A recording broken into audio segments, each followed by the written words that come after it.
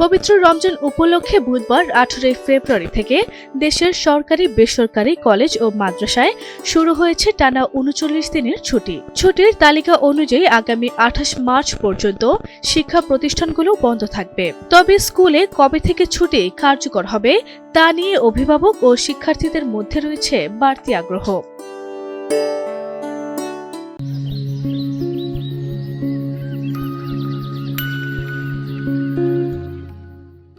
ছুটির তালিকা ও বর্ষপঞ্জি অনুযায়ী আজ বুধবার কলেজগুলোয় পবিত্র রমজান উপলক্ষে ছুটি শুরু হয়েছে। ক্লাস শুরু হবে 29 মার্চ। শিক্ষা মন্ত্রণালয় 2026 সালের সরকারি বেসরকারি কলেজে ছুটির তালিকা থেকে এই তথ্য জানা গেছে।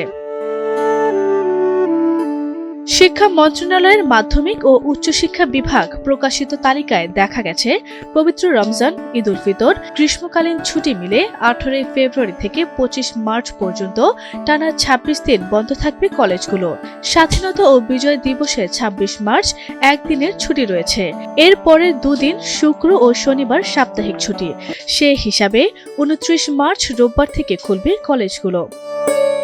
এছাড়া ঈদ উল আজহা উপলক্ষে 24 মে থেকে 5 জুন মোট 10 দিন, দুর্গাপূজা, বিজয় দশমী, প্রবারণা পূর্ণিমা, লক্ষ্মী পূজায় 18 থেকে 29 অক্টোবর মোট 10 দিনের ছুটি থাকবে। শীতকালীন অবকাশ হিসাবে 17 থেকে 31 ডিসেম্বর পর্যন্ত মোট 11 দিন কলেজ বন্ধ থাকবে।